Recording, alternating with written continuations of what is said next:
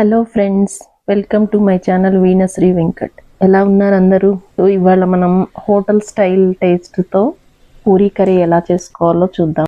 So దీనికోసం 2 onions, ఒక 5-6 పచ్చిమిర్చి, కరివేపాకు, కొత్తిమీర, ఒక టమాటా, 2 ఆలు సరిపోతాయి.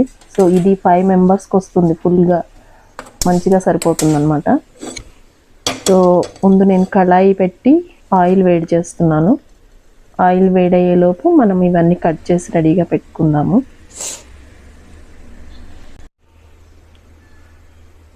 సో ఆనియన్స్ కట్ చేసి ఇలా మనం పకోడీకి నిలువుగా కట్ చేసుకుంటాం కదా, అట్లా కట్ చేసి పెట్టుకోవాలి.